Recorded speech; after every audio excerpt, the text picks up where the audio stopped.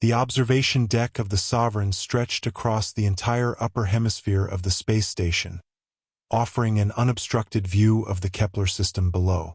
Twin suns cast overlapping shadows across 7 planets in a cosmic dance that had captivated and inspired civilizations for millennia. Queen Thea stood motionless before this magnificent tableau, her reflection ghosting across the transparent aluminum panels that formed the protective barrier between her and the absolute vacuum of space. Her crown caught the starlight filtering through the twin suns' rays, a living thing of crystalline structures that shifted subtly with her thoughts, a status symbol of the Valerian Empire that dominated this entire sector of the galaxy. Behind her, the soft whisper of diplomatic protocol filled the chamber with subtle energy. Advisors maintained their distance with practiced precision, as they always did, giving their sovereign the space she required to contemplate the immense and often overwhelming weight of her throne. The year was 2847 on the Gregorian calendar, though Thea rarely thought in those terms anymore. She thought instead in terms of ascendancies and conquests, in terms of the vast machinery of empire that turned at her command, in the careful balance of power that kept the Valerian civilization moving forward through the stars. Thea was 34 years old by standard measurements, though Valerian genetics granted her people extraordinarily extended lifespans and maintained their youth across centuries. She appeared no older than 25, with the kind of breathtaking beauty that seemed to have been engineered by the cosmos itself over millions of years of evolution. Her skin held the faintest iridescence, visible only under certain light angles and in particular atmospheric conditions, a mark of noble blood that ran deep through her veins. Her eyes were the deep purple of twilight on a summer world, the dominant color among Valerian aristocracy, and a sign of her position at the apex of power. Her hair, black as the void between stars, fell to her waist in waves that seemed to flow with liquid grace and moved as though possessing its own independent will. She had never been rejected, not once in her 34 years of existence. Men and women alike had vied for her attention since she reached adolescence at the age of 14, which by Valerian standards was considered early maturity. After her ascension to the throne 12 years ago, following the death of her grandmother, the intensity of that attention had only increased exponentially. Every gesture she made was noticed. Every word she spoke was analyzed and debated. Every moment she spent in someone's presence was considered a blessing, a gift, an honor that could elevate or destroy entire family lines depending on her mood. The rejection came on a Thursday evening during a grand state reception held in the heart of the sovereign's primary diplomatic chamber. The event had been planned for months, every detail carefully orchestrated to showcase the empire's latest territorial expansion into previously unexplored regions of space. She first noticed him in the Grand Assembly Hall, where the elite of 100 worlds had gathered to celebrate and pay homage to the Empire's most recent military victories and scientific achievements. He was tall, perhaps 6 feet 3 inches in height, with the confident posture of a trained soldier, though he wore the simple gray uniform of a research expedition coordinator rather than the ornate dress uniform of a military officer. His hair was the sandy brown of an Earth human, a species that had developed faster-than-light technology nearly 3 centuries prior and had become increasingly prominent throughout the known galaxy. His features were striking in their very ordinariness, bearing none of the exotic beauty marks that defined other humanoid species found throughout the Empire. He looked like he had been sculpted from stone and left exposed to the sun too long, all sharp angles and weathered edges and lines that suggested a life spent outdoors in challenging environments. Yet it was his eyes that caught and held her attention in a way nothing else in the room could have accomplished. They were hazel, an incredibly mundane color that most people would barely notice, and they looked directly at her without the usual mixture of awe, desperate hunger, and barely concealed avarice she had learned to expect from everyone around her. He simply looked, assessed, acknowledged, and then moved on, returning his attention to whatever conversation he had been engaged in before her arrival drew the attention of everyone else in the chamber. Thea found herself watching him with growing fascination, this anonymous man in his unremarkable uniform, as he moved through the gathering with an ease that suggested he was entirely unaware of the social hierarchy that governed every interaction in this space. He spoke with other researchers about some discovery on a moon orbiting Kepler 442b, gesturing animatedly with his hands and showing genuine enthusiasm for their collaborative work.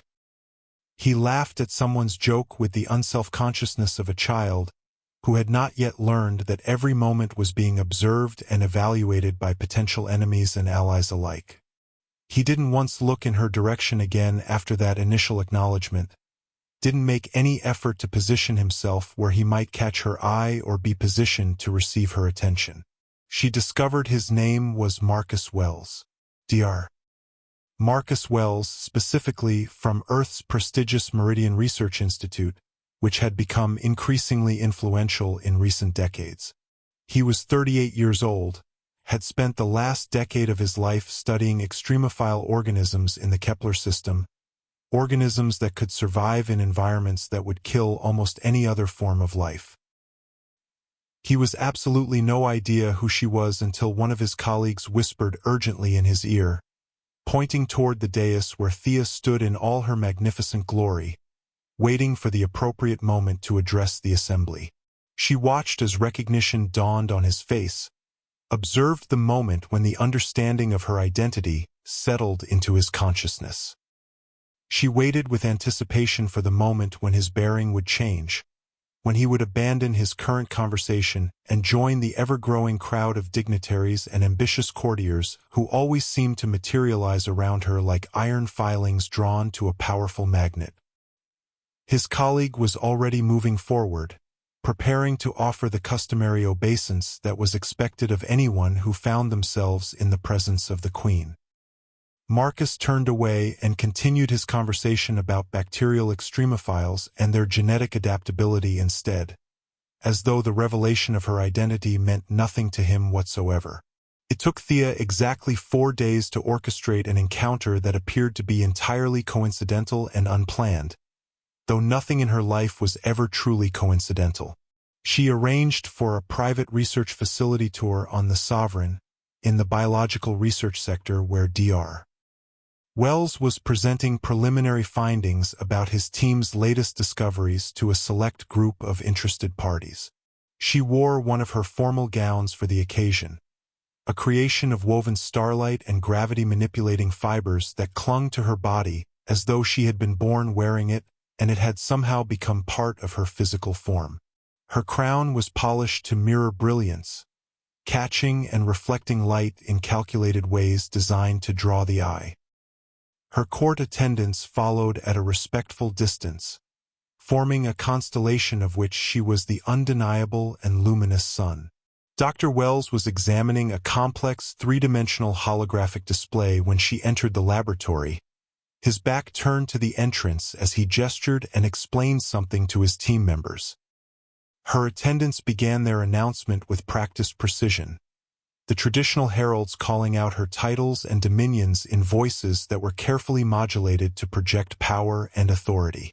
The sounds of her titles rose in reverent crescendo, filling the space with the weight of her position.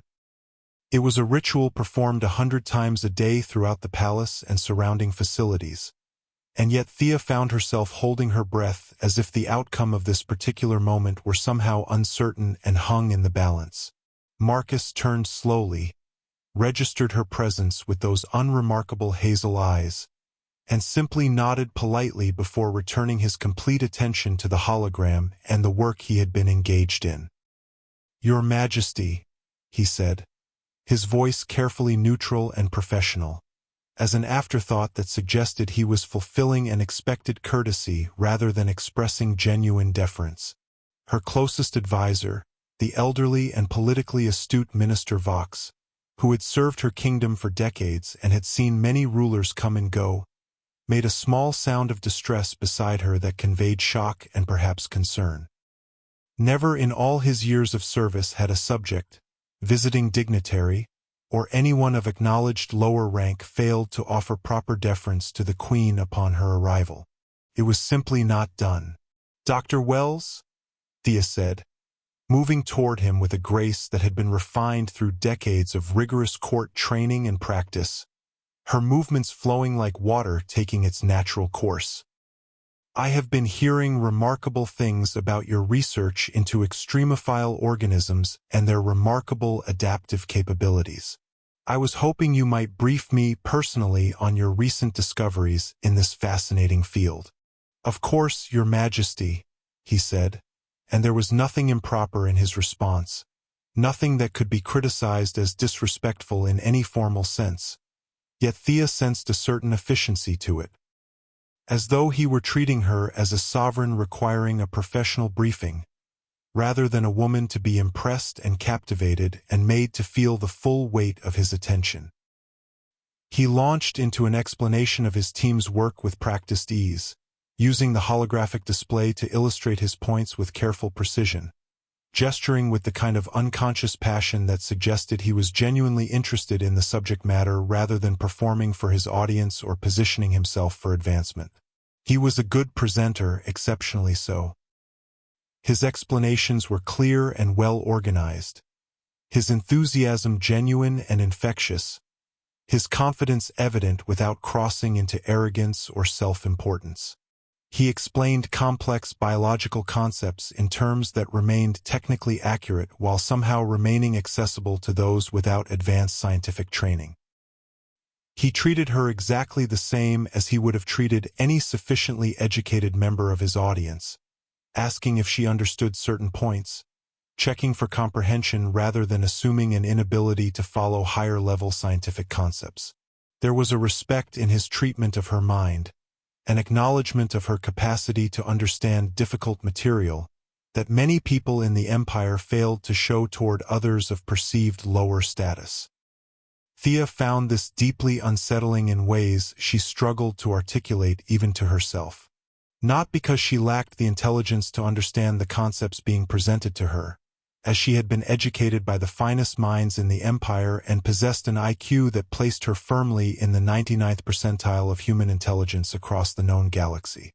Rather, his treatment of her represented something unprecedented in her experience of human interaction.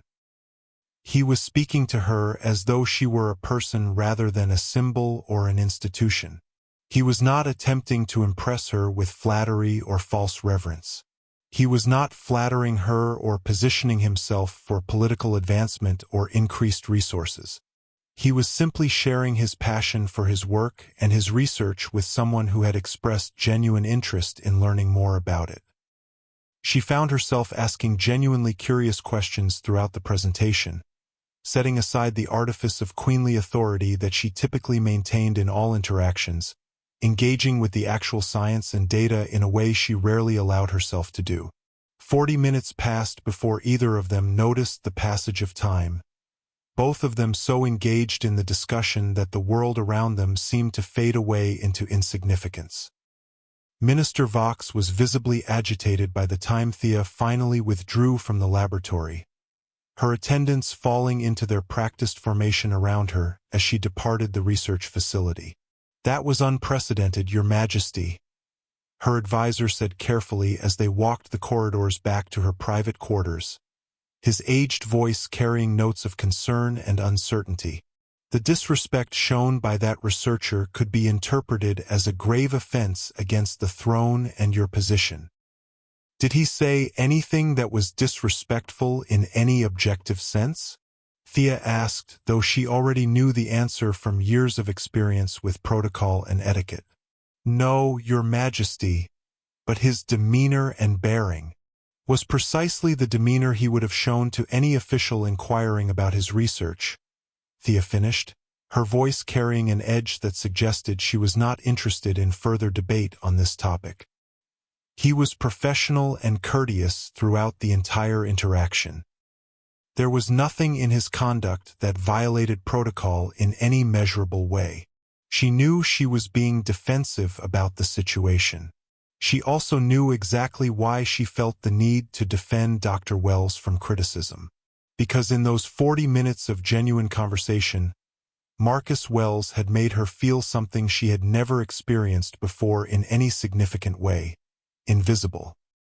Not invisible as in unobserved or unseen, as she was accustomed to constant and intense observation from all directions, but invisible as in irrelevant, overlooked, treated as just another person in a room full of other people rather than as the center of the entire universe around which everything else revolved.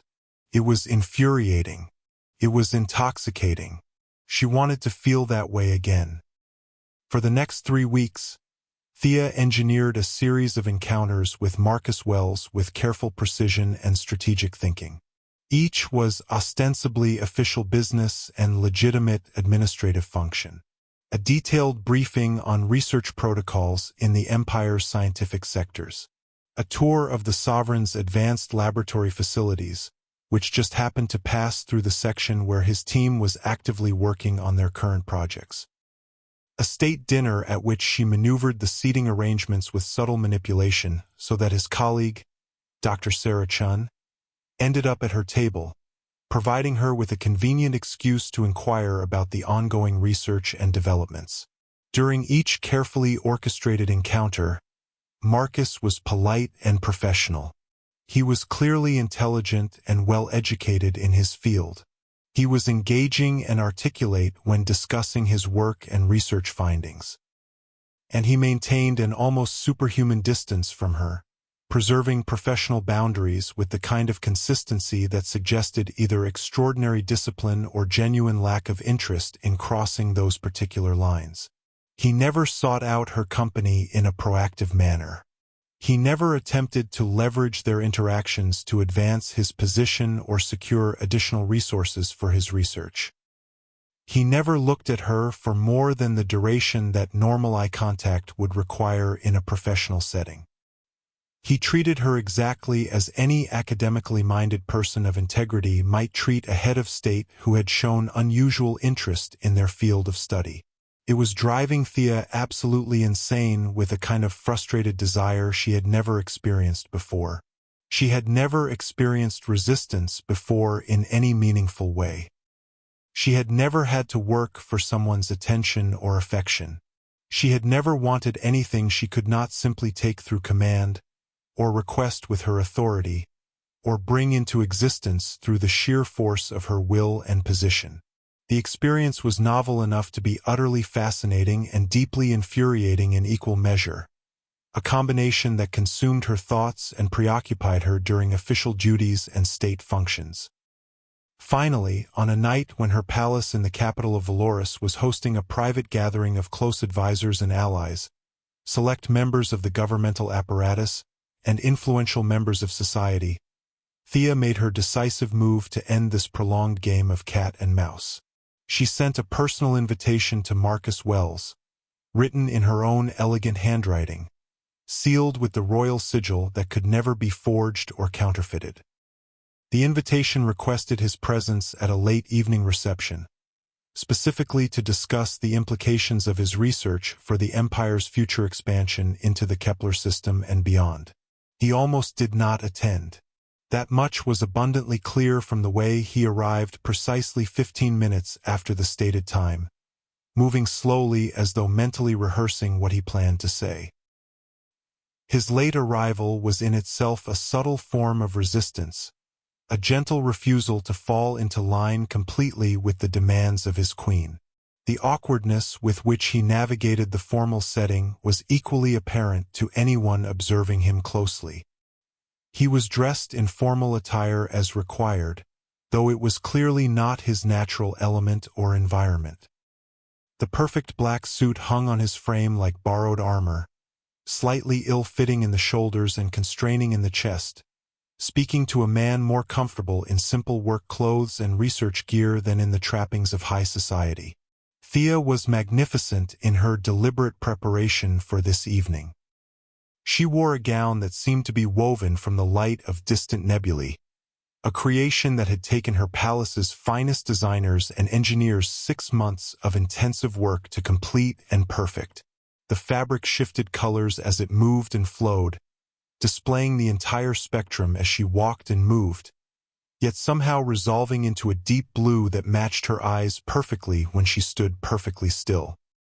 Her crown was a masterpiece of craftsmanship and artistry, composed of layered geometric patterns of crystalline metal that caught and refracted light in carefully calculated ways, designed to produce dancing rainbows that seemed to float around her head. She had chosen her appearance for this evening with meticulous care, understanding fully that she would be in proximity to Marcus Wells. She had chosen to be beautiful in the most obvious, undeniable way possible, creating a combined challenge and invitation that could not be ignored or dismissed. She dismissed the others from her private salon with a single gesture of her hand, the ancient motion of a queen dismissing her court. Her attendants and advisors filed out slowly, understanding that they were being excluded from whatever would transpire in this room. The doors sealed shut behind them with a soft hiss of hydraulics, creating an intimate space that contained only Marcus and Thea and the invisible weight of expectation that hung between them. "I wanted to speak with you privately," Thea said, moving toward him with the kind of confident grace that came from absolutely knowing her own power and position in the world, her body moving like liquid grace itself. Away from the strictures of official protocol and the weight of an ever-present audience watching our every word. "Your Majesty," Marcus said, and there was something in his voice that suggested he already knew precisely where this conversation was heading and what she wanted from him. "I must tell you directly that this situation is inappropriate." "Inappropriate?" Thea laughed, a sound like crystalline bells ringing in harmony, musical and haunting. "I am the arbiter of what is appropriate in my empire. I am the ultimate authority by which protocol is defined and created.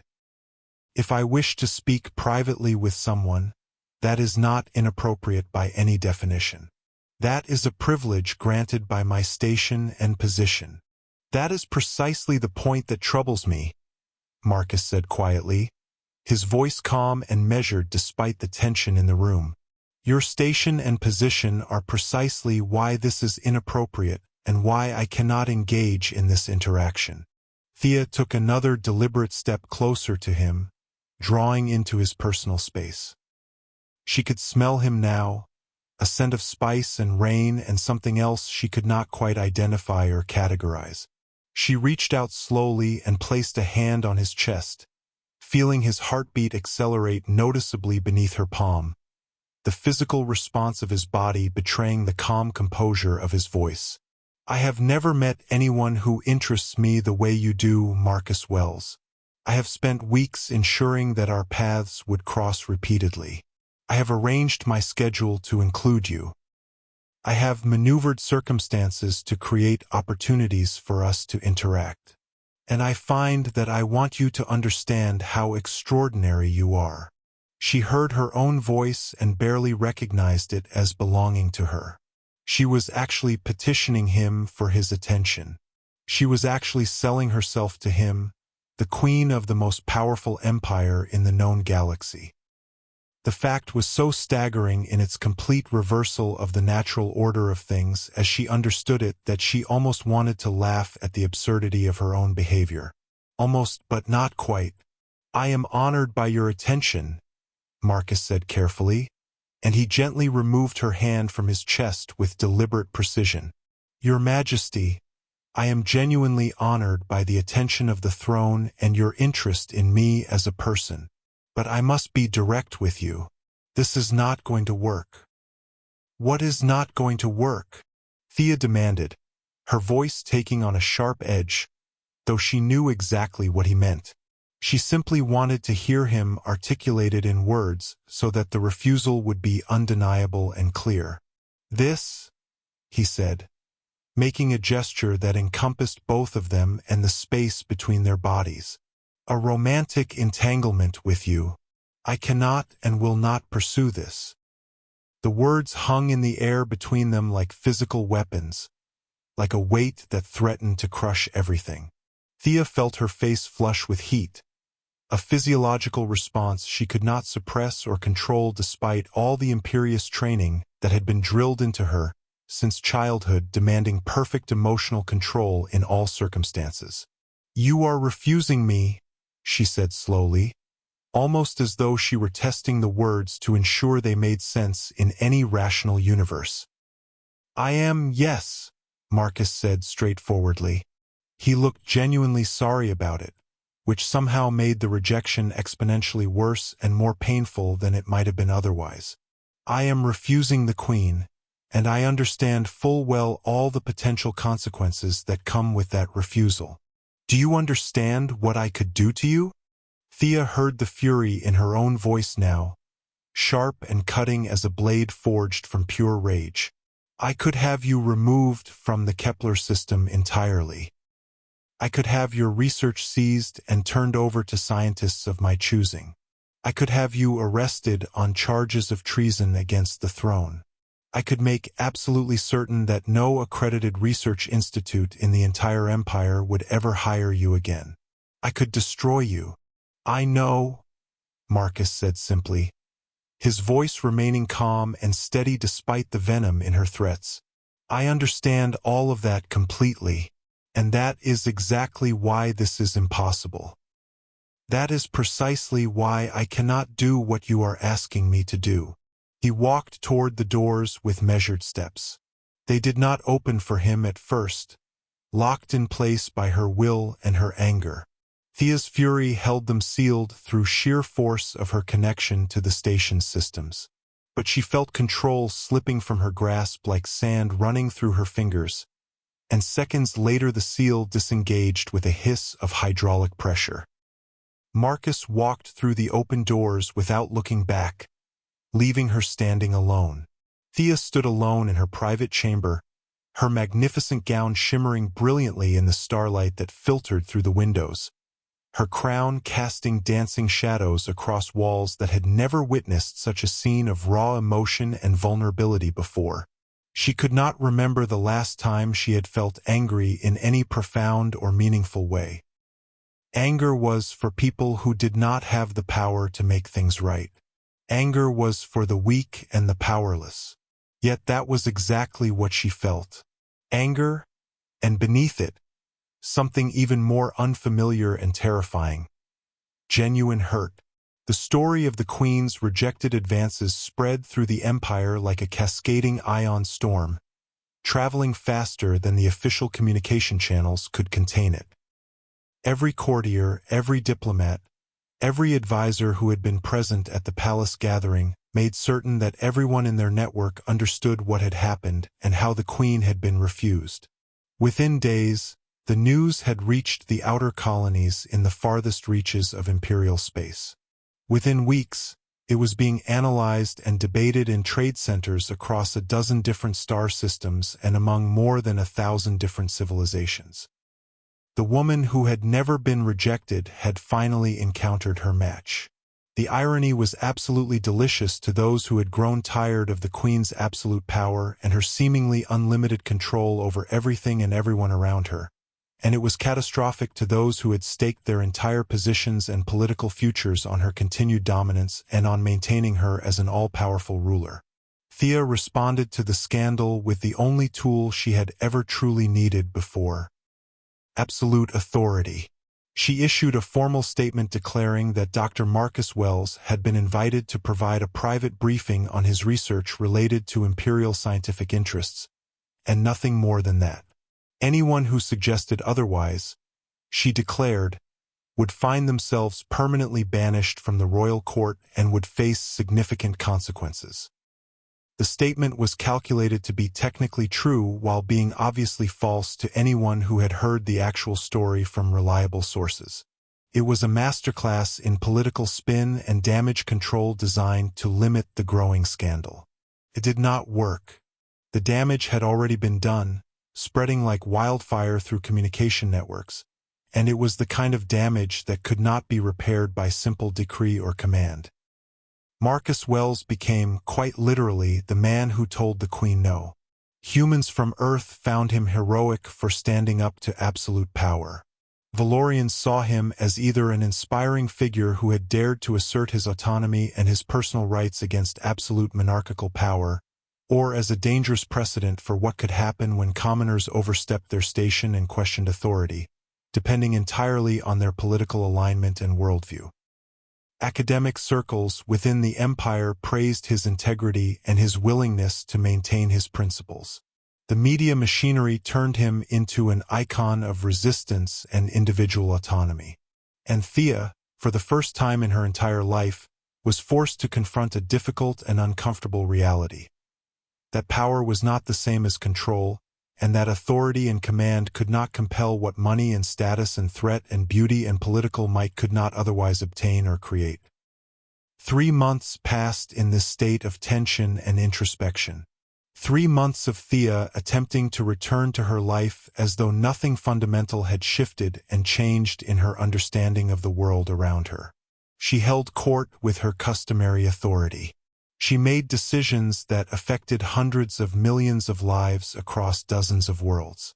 She attended official functions with perfect composure. She played the role of the absolute sovereign with such perfection that no one who had not been present for that private meeting could have suspected anything was wrong with her. But something was profoundly wrong. Something had cracked in the fundamental architecture of her worldview, and she could not find a way to seal the fracture or make it right again. She found herself thinking about Marcus Wells at odd moments throughout her day, at times when she should have been focused on state matters. In the middle of official briefings, she would find her mind drifting to something he had said about adaptation and survival, and how organisms thrived not through dominance and control but through the ability to change and respond to environmental pressures and challenges. During state dinners where she was expected to be entertaining and politically engaging, she would catch herself wondering what he was doing at that exact moment, whether he was laughing with his colleagues the way he had laughed at that forgotten joke in the Grand Assembly Hall, whether he was thinking about her at all.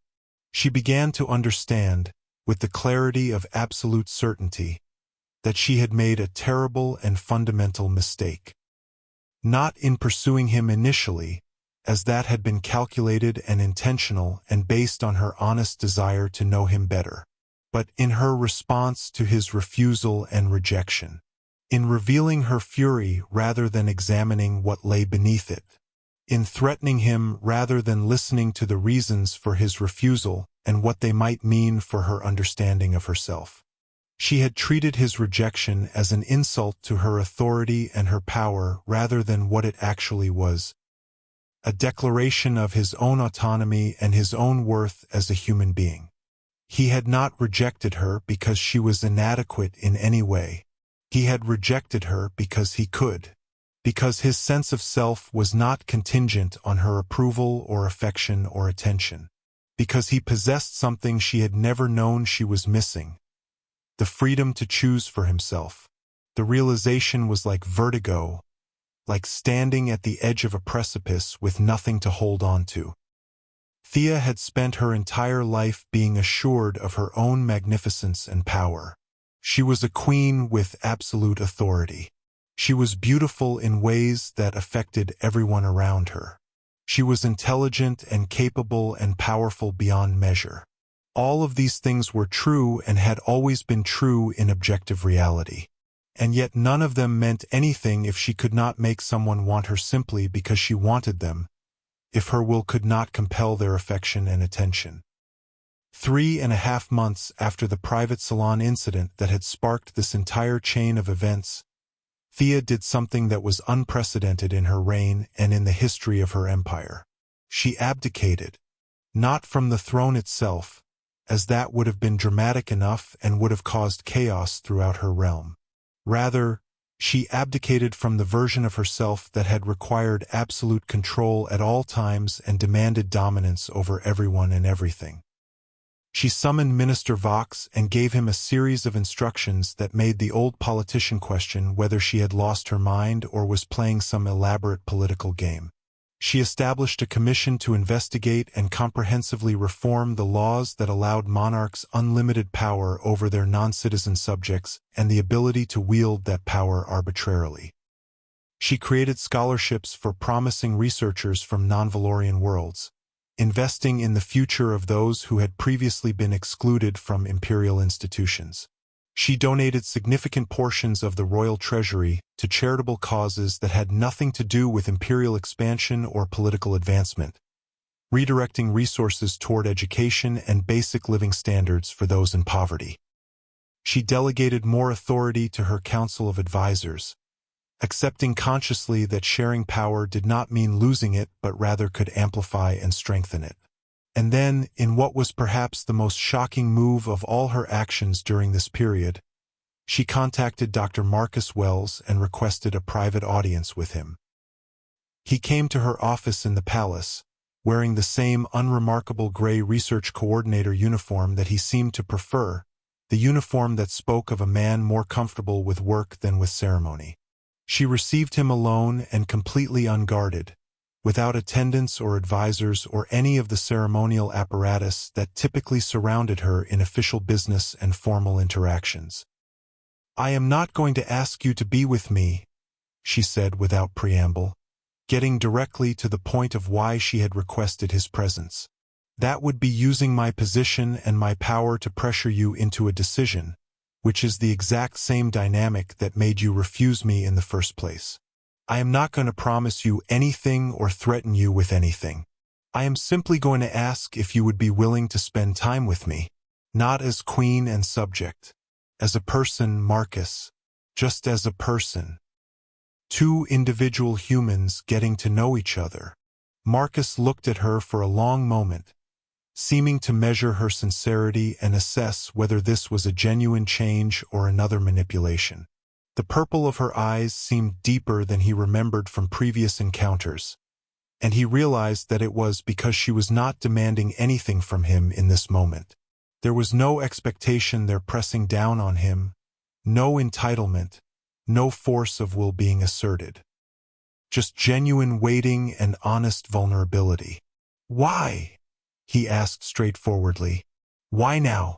Why this change in approach?" "Because you were absolutely right," Thea said, her voice steady and clear. "The way I pursued you, the manner in which I responded to your refusal, none of it was actually about you as a person. It was about me and my need to have my authority and my power validated by your compliance. And I have spent the last 3 months learning in painful detail that validation is worthless if it is compelled through power rather than freely given by someone who wants to give it." She paused, gathering her thoughts carefully before continuing. And when she spoke again, her voice was smaller than he had ever heard it, more vulnerable and human. "I want to know what it is like to be wanted, Marcus. Not for my crown or my beauty or my power or my position, just for myself as a person. And I think you might be the only person in the entire galaxy who could teach me that lesson." "That is a lot of pressure," Marcus said quietly, his voice gentle but honest. "To be responsible for helping a queen learn to be a person and to understand herself differently." "It is," Thea agreed, nodding slowly. "I know that fully, and I am not asking you to take on that responsibility. I am simply asking if you would be willing to let me try. To give me a chance, starting from a place where I am not commanding anything from you, where I am just asking." Marcus pulled up a chair and sat down carefully, meeting her eyes directly without flinching or looking away. "I will make a deal with you," he said. "I will spend time with you and give this a genuine chance. But I have one condition that I need you to understand completely." "What is that condition?" Thea asked, though she knew the answer already. She was beginning to learn that most of the things worth having in life came with conditions attached and limitations that had to be respected. "You have to promise me that you are doing this for yourself, not for me," Marcus said carefully. "That your reforms, your delegating of power, the work you are doing to change the system, None of that is contingent on me or dependent on whether I choose to be with you. That if I decided to walk out that door right now and never speak to you again, you would continue down this path of change anyway because it is the right thing to do. Thea nodded slowly, understanding the importance of what he was asking. I can promise that, she said truthfully. I think I already have made that promise to myself. Then yes, Marcus said, and there was something warmer in his expression now, less guarded and defensive. I will spend time with you. Let us see where this goes. It was not quite a beginning, but it was something infinitely more hopeful than a complete ending. They started with simple things that required no pretense or ceremony. Coffee in one of the palace's private gardens filled with exotic flowering plants from across the known galaxy. A walk through the observation deck on the Sovereign, where they spoke about the stars and what they meant to different cultures and civilizations across the Empire and beyond. An evening at an informal gathering of researchers and academics from different fields, where Thea kept her own counsel and listened rather than dominating the conversation with her presence and her need to be the center of attention. Marcus watched her carefully during these encounters, genuinely curious about who she was beneath the crown and the title, curious about her essential nature as a human being. He discovered that Thea had a sharp sense of humor, the kind that emerged in unexpected moments when her carefully maintained guard was down and she felt safe enough to be playful. She was capable of profound introspection and self-examination, able to scrutinize her own motivations with brutal honesty once she gave herself permission to be uncertain and to admit doubt. She was hungry for knowledge in a way that suggested her education had been broad but sometimes shallow, and she seemed genuinely interested in learning about things that had no connection to imperial governance or political advantage or power consolidation. Slowly, carefully, with deliberate gentleness, Marcus began to lower his own defenses and protective barriers. He realized that his initial harsh judgment of Thea had been incomplete and insufficiently considered. She was not simply a spoiled aristocrat accustomed to getting her way in all things and incapable of genuine thought. She was a woman who had been raised in a system that told her that control equaled love, and that the greatest power one person could exercise over another was making them want you and need you. She had never known anything else besides this framework. The fact that she was capable of questioning these fundamental premises, of actually changing her behavior and her worldview based on those questions, suggested a flexibility and openness to growth that he had not given her credit for in their initial encounters. 2 months into their arrangement of spending time together and learning about each other as actual human beings, Marcus kissed her. They were alone in one of the palace's observation rooms, watching the Kepler system's twin suns begin their descent toward the horizon of a nearby asteroid, painting the sky in shades of orange and red and gold. He had been talking animatedly about a recent discovery in his research, some anomaly in the biological signatures of organisms collected from a moon that scientific models said should not harbor any life at all. She had been asking thoughtful questions throughout, pushing him to think more deeply about the implications, and when his explanation ended, she had turned to him with a smile that seemed to combine everything she had learned about being a person rather than a symbol. Genuine delight at what she had learned, authentic interest in his ideas, and an openness to connection that was almost vulnerable in its honesty. He reached up and brushed a strand of her hair away from her face with his fingertips. She held very still, and he could feel the question in the gesture. Is this okay? Are we truly doing this now? Are you willing to take this step? She nodded slowly, her eyes locked on his, communicating her consent and her willingness. And he kissed her, and it was like kissing discovery itself, like kissing the moment when everything changed. There was no performance in it, no calculated strategy or agenda. It was simply two people choosing to be close to each other, a choice that had nothing to do with power or status or political consideration and everything to do with genuine connection and desire. When they separated, Thea was smiling in a way that suggested she had never smiled before, not in all her years of existence. "This is strange," she said softly. "Not bad in any way, but definitely strange. I am accustomed to knowing exactly how things are going to proceed, how people will respond, what will happen next. And with you, I have absolutely no idea what is coming next, and somehow I find I like that." "That is exactly how it should be," Marcus said, his voice warm with affection and genuine care. "That is the way real relationships work when both people are being authentic." Over the next year, their relationship deepened in ways neither of them could have predicted or planned for in advance. They spent nights together talking in the observation deck, discussing philosophy and science and the fundamental nature of power and love and human connection. Marcus brought Thea to research facilities throughout the system and introduced her to the people who had devoted their lives to understanding the cosmos and the secrets it contained, and she discovered a world of intellectual pursuit and genuine curiosity that had been hidden from her by the relentless demands of her throne.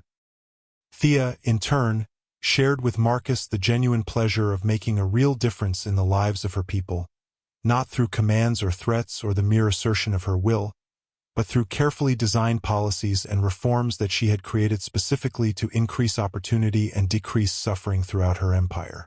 They fought with each other sometimes with considerable intensity and emotional heat. Marcus challenged her when she fell back into old patterns of control and manipulation, calling her out with honest directness.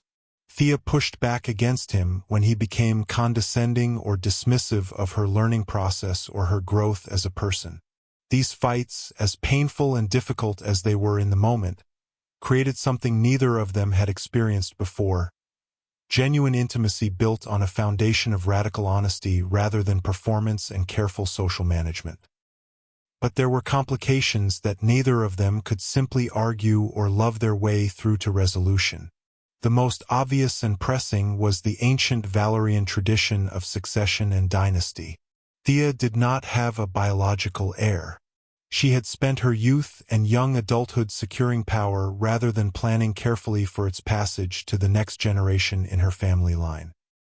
According to the imperial law that had governed her people for millennia, if she died without producing an heir of the proper bloodline, the throne would pass to her cousin, a man named Draxus who had shown deeply disturbing signs of wanting to return the empire to the autocratic and often brutal excesses of the previous regime.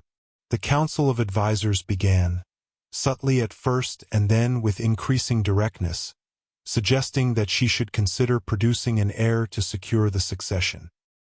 The implication was crystal clear to everyone involved: marriage, specifically to someone of appropriate status and suitable Valerian bloodline, and then children to secure the succession and ensure the continuation of proper governance. The council could not have been more unhappy about her relationship with Marcus Wells if they had spent months planning their opposition.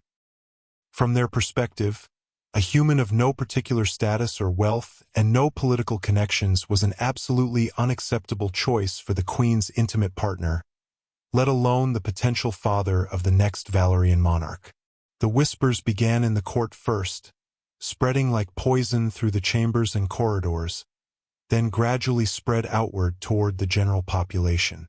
It was inappropriate for a human to be so close to the throne, the whispers said. It was a significant threat to Valerian genetic integrity for a queen to have half-human children, critics argued. It was clear evidence of her instability that she would choose a common researcher over one of the eligible and appropriate nobles from the great houses of Valerian society. Thea ignored the whispers and the political pressure for a long time, drawing on her newfound understanding that quiet resistance and doing what she believed was right despite external pressure was sometimes the correct course of action. But Marcus was beginning to understand the true weight and burden of his position in a way he had not fully grasped before. He came to her one evening, bringing the fundamental problem into the open air because it was beginning to poison everything between them like a slow-acting toxin. "We need to talk about the future," he said straightforwardly. They were in her private chambers, a space that had become as much his personal territory as hers over the past year of their deepening relationship. Thea had given explicit orders that he was to be granted access to her inner sanctum without question or delay, a privilege that only a handful of people in the entire empire had ever been granted in the modern era. "I do not want to talk about what the council wants," Thea said immediately, her voice taking on a defensive tone. "I do not care what they are saying or suggesting. This is our lives, not theirs to manipulate or control." "I know," Marcus said calmly, his voice patient. "But they are saying something that I think we need to consider seriously and thoughtfully. They are not entirely wrong about the succession issue, much as I might wish they were. What happens to the empire if something happens to you? What happens to all the reforms you have put in place? What happens to all the work we have done together? Then we make sure that Draxus does not get the throne," Thea said, her voice firm. "We establish a clear and unambiguous line of succession through someone else entirely. I can name an heir to the throne." "Who?" Marcus asked directly. "One of your cousins you have not spoken to in years? One of the great house lords who will immediately begin undoing everything you have accomplished? Or someone new?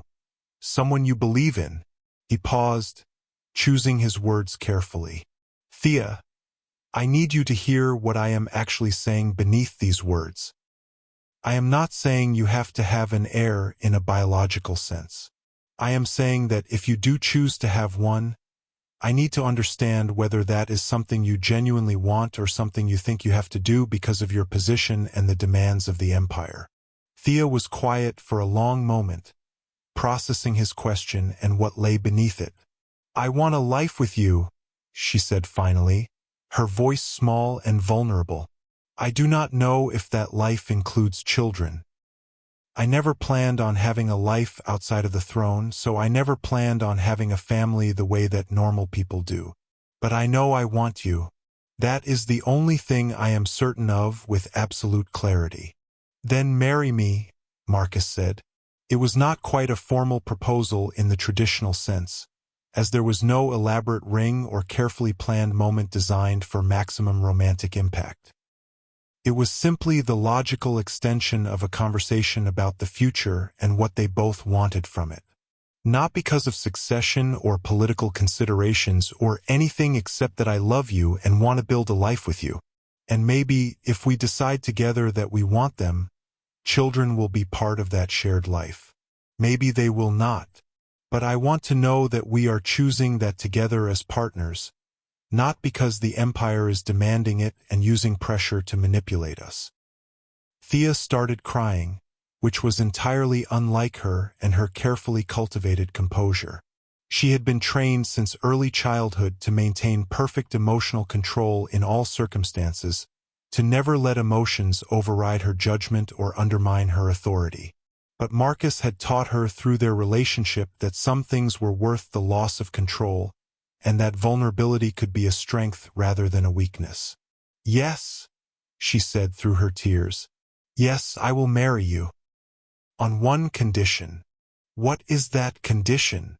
Marcus asked, smiling with warmth and genuine affection. "You have to make it official with the council, the whole court, the entire empire," Thea said, her voice growing stronger. "I am not going to hide this or pretend it is something other than what it is.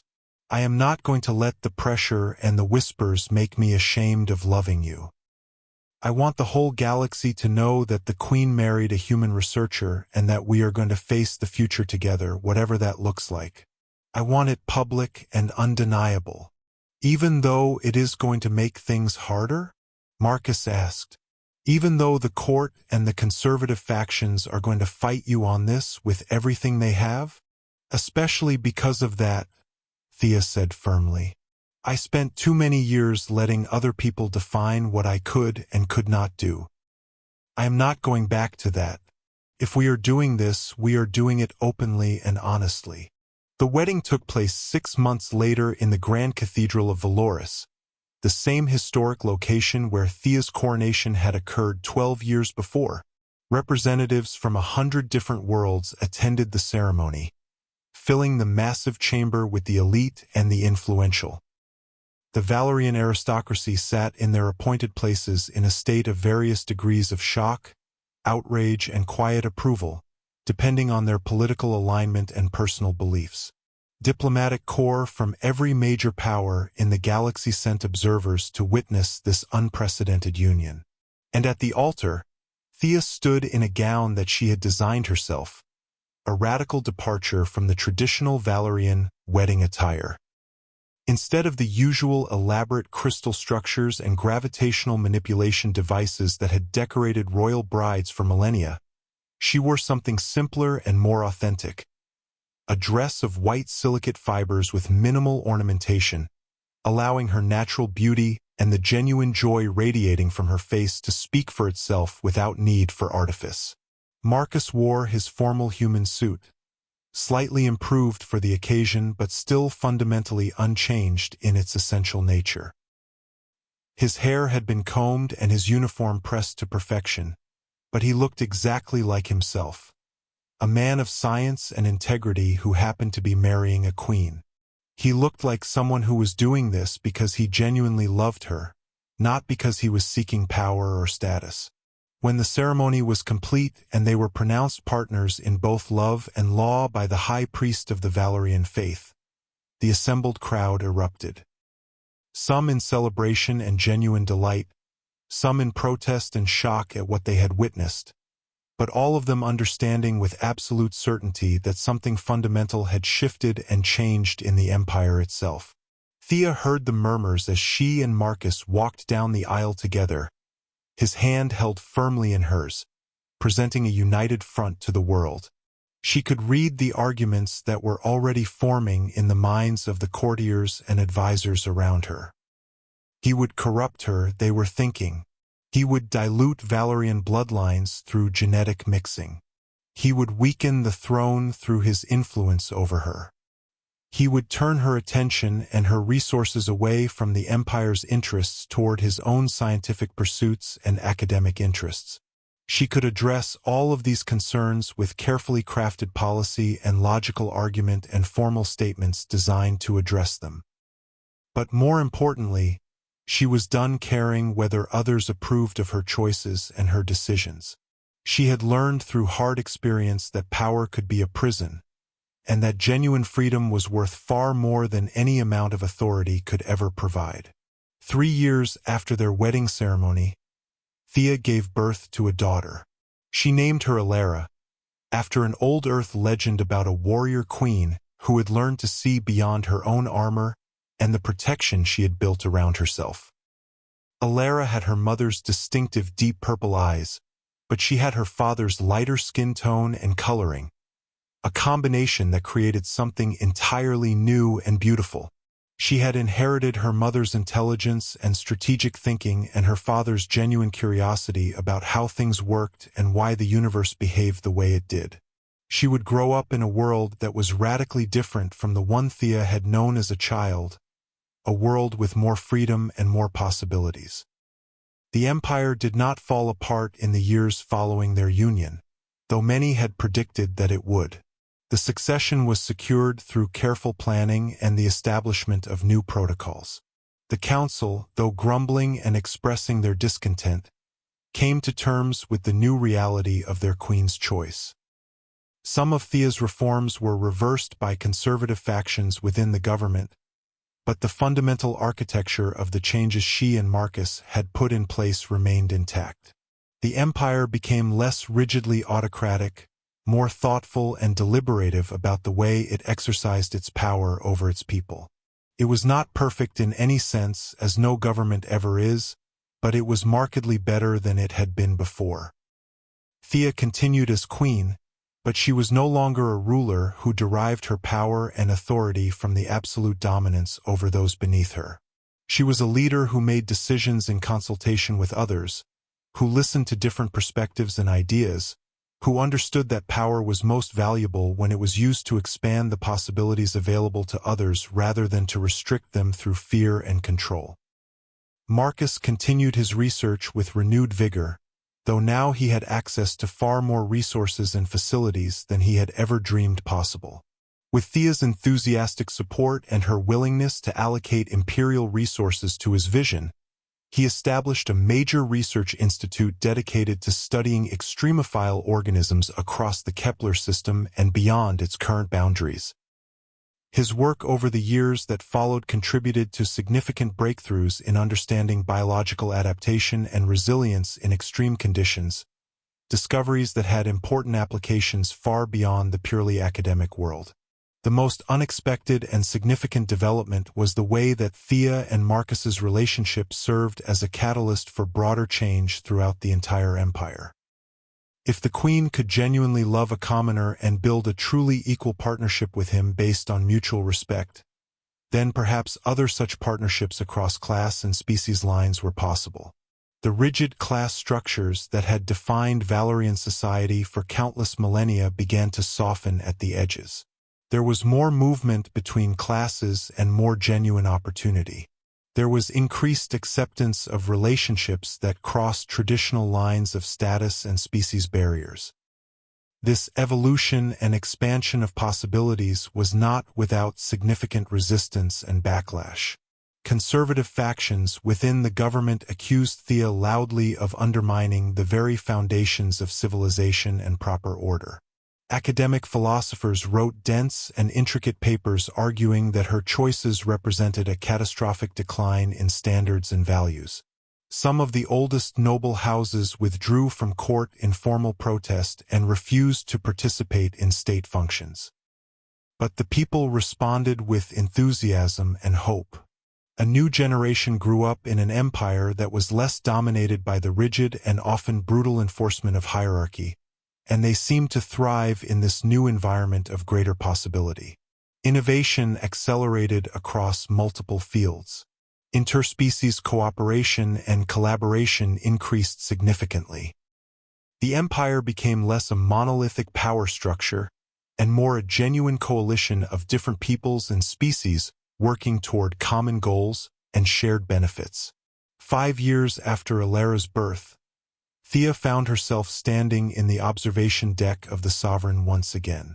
It was the exact location where she had first truly seen Marcus, though she hadn't known it or understood it at the time. She had thought she was looking at an unremarkable man in an unremarkable uniform who was beneath her notice. She had thought his lack of interest in her represented some kind of failure on her part to assert her will. She understood now with complete clarity that it had been the beginning of her genuine liberation, the moment that started the chain of events that would ultimately free her. Marcus came to find her there, as he often did in the quiet evenings when the demands of their day had subsided. He wrapped his arms around her from behind, and they stood together watching the Kepler system's binary suns paint the void of space with light and color. "Do you ever regret it?" Thea asked him, her voice soft. "Marrying me? All the complications that came with it?" "No," Marcus said immediately, without hesitation or doubt. "Do you?" "No," Thea said. "Though I think I am finally beginning to truly understand why it was so necessary. Before you, I thought the highest and most important form of love was making someone want you so desperately that they would do absolutely anything for you. I thought that was definitive proof of being worthy of love and worthy of being chosen. And then you refused me, and I learned something far more important. I learned that real love is the opposite of what I thought. It is wanting what is genuinely best for someone even if it is not what is best for you. It is being willing to let them walk away completely and hoping that they choose to stay anyway." "That is profound," Marcus said, and there was warmth in his voice that suggested he was not mocking her or being dismissive. "You know, when I first refused you, I thought it was the bravest thing I had ever done." "It was," Thea said with complete honesty. "But it turns out the braver thing was what you did after that moment," Marcus continued. "You could have insisted on your way. You could have ordered me to comply. You could have destroyed me socially and professionally. But instead, you listened to what I was saying, and you actually heard it with an open mind. You changed. That took way more courage than my initial refusal ever could have. Or, Thea said, turning to face him and meeting his eyes, it took losing the kind of power that I didn't actually want to use against you, and discovering that the only thing I really wanted was for you to actually choose me freely. They kissed, and it was the same simple and pure affirmation of connection that had defined their relationship for the past 8 years. No performance, no agenda, no calculation, just two people choosing, moment by moment and day by day, to be together. That evening, they returned to their residence and found their daughter Alara had drawn a picture of what she imagined her father's research looked like in the depths of space. It was not accurate to the actual nature of extremophile biology and scientific study, but it was beautiful in its own way, full of color and life and imagination and wonder. "Look," Alara said eagerly, showing her drawing to both of them with pride. "It is the tiny people that live on the moon." "They are not tiny people," Marcus explained gently, taking the opportunity to educate her about the nature of his work. "They are organisms, single-celled creatures that we can only see under a microscope. But they make choices," Alara said in response, which was the kind of insightful thing that Thea's daughter would say, understanding things beyond her years. "Do they not? They choose where to go and what to eat and what to do." "In a way, yes," Marcus said thoughtfully. "They respond to their environment and make choices that help them survive and thrive." "Like you did," Alara said, turning to look at her mother. "You chose to marry Dad even though lots of people said you should not." Thea felt something shift inside her chest in that moment, something that might have been joy but also felt like profound humility and recognition.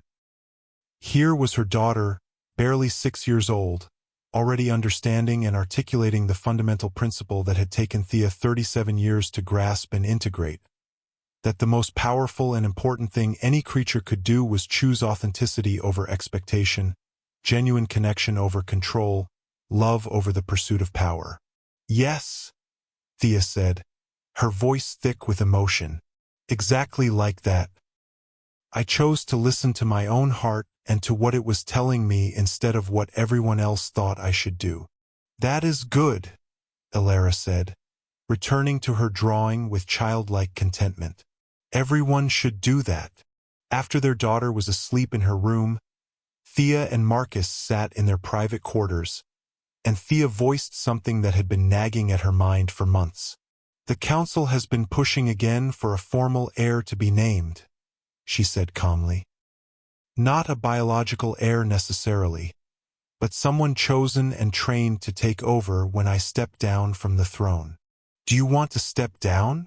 Marcus asked, genuinely curious about her thoughts and feelings on the subject.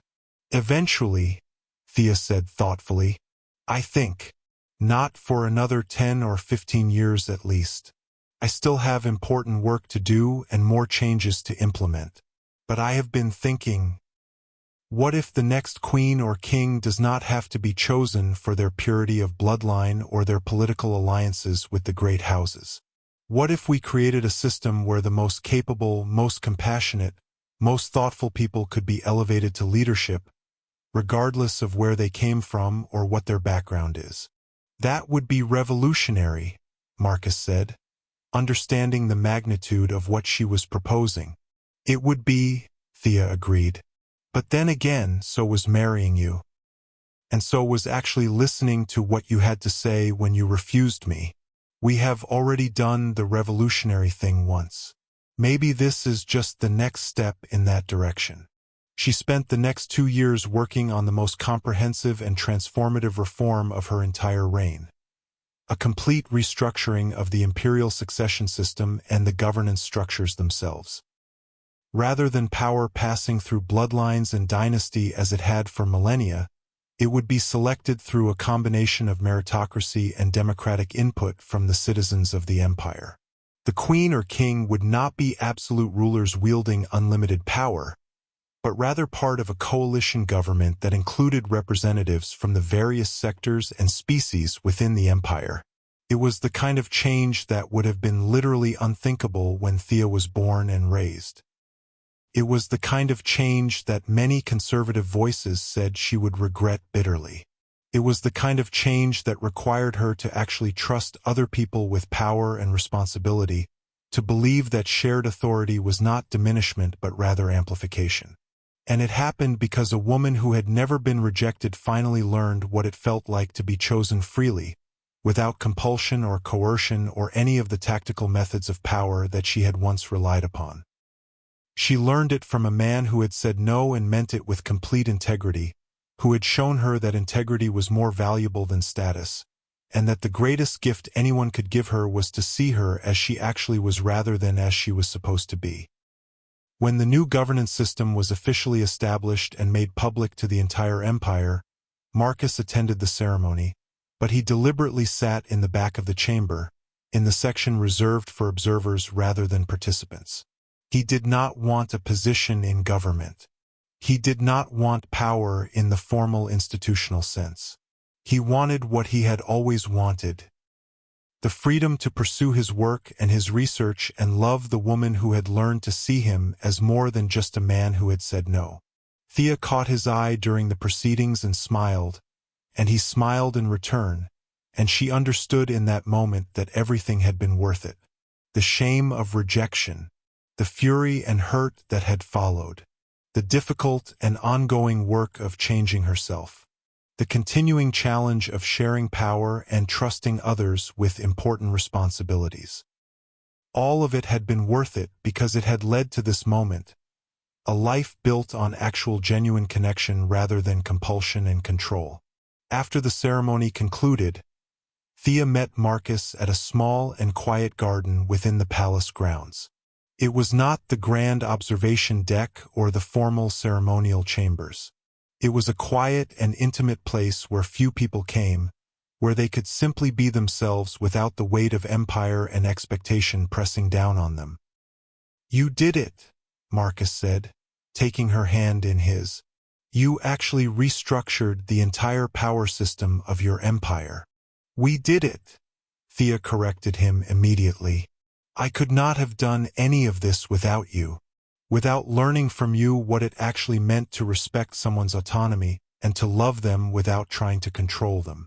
"You would have figured it out eventually," Marcus said with confidence. "You are brilliant. You always were. You just needed permission to use that brilliance in directions that your training had not prepared you for." "I needed you," Thea said simply and directly. "I needed someone who was not impressed by my crown, who was not intimidated by my power, who could say no and mean it with complete conviction. I needed someone who could make me feel like I was just a person, not a symbol or an institution. That was you." Marcus kissed her then, and it was the same kind of kiss they had shared thousands of times over the past 8 years and beyond. Simple, genuine, filled with the kind of love that was not about possession or power or control but about two people genuinely choosing to be in each other's lives day after day. That evening, they sat with Alara and she showed them her newest drawing. This one was of her parents, standing together beneath the Kepler system's dual suns, and they were both smiling with genuine happiness and contentment. "Do you think they are happy?" Alara asked her father curiously. "I think they are," Marcus said, looking at his wife with love.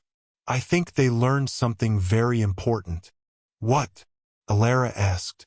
"That the best kind of love is not about making someone need you desperately," Marcus said. "It is about being with someone who chooses you anyway, even when they could do anything else, even when they could command anything from you. They choose to be with you because they actually want to." Thea listened to her husband explain this fundamental concept to their daughter, and she felt the truth of it settle deeply into her bones and her understanding of the world. She had spent decades learning to wield power over others and to assert her authority over them. It had taken meeting Marcus Wells, being rejected by him, and then being brave enough to actually listen to what his rejection meant and what it could teach her, to finally understand what real power actually was. Real power was the ability to be genuinely vulnerable. Real power was the capacity to change your mind and change your entire life based on what you learned and experienced. Real power was having the courage to share authority and trust others rather than hoarding it. Real power was knowing that you were worthy of love not because of what you could command or control, but simply because you were yourself, and that was enough. 10 years after their wedding, Thea formally stepped down from the throne. She did not disappear from public life entirely, as that would have been a mistake, but she released her claim to the crown and stepped into the role of emeritus advisor to the new governing council. The throne passed to a woman named Kestra, a brilliant strategist from one of the outer colonies who had risen through the new merit-based system and proven her competence through dedication and skill. Kestra was nothing like Thea had been at the height of her absolute power, and that was exactly the point and the goal. Thea and Marcus moved into a smaller residence in the capital, though smaller was a relative term given that it was still a sprawling estate with panoramic views of the city below and the surrounding countryside.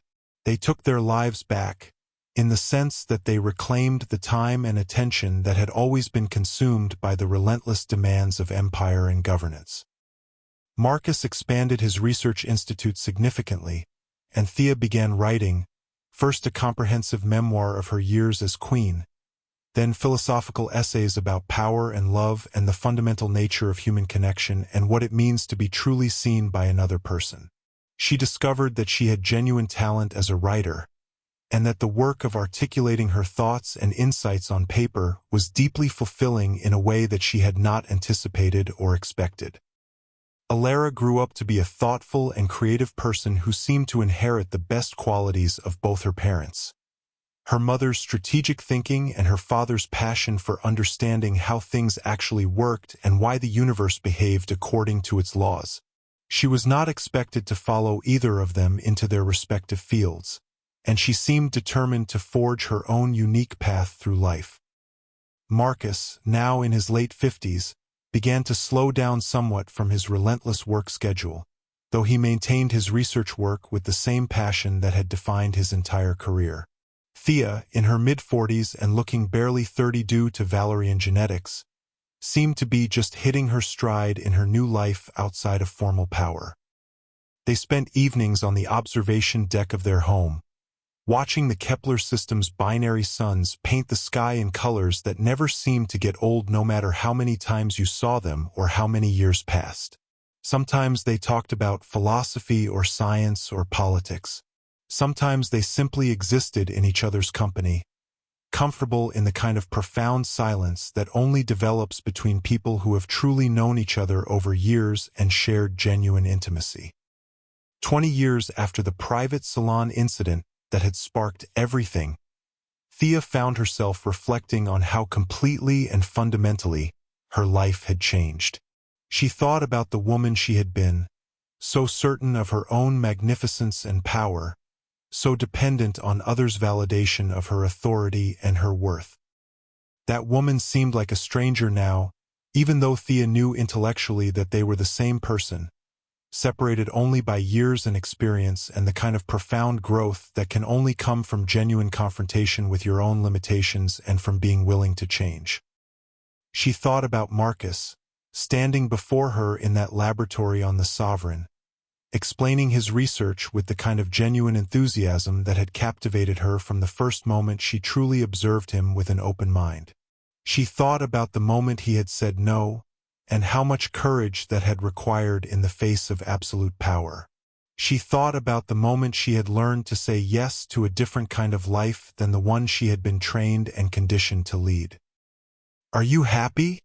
Marcus asked her one evening as they stood together watching the stars fade into night. "Happier than I ever thought I could be," Thea said without hesitation. "You, beyond my wildest imaginings," Marcus said. He paused thoughtfully. "Though I have to admit, if someone had told me 15 years ago that I would end up married to a queen, and that our marriage would fundamentally reshape the political structure of an empire, I would have said they were insane. "Things are rarely what we expect," Thea said.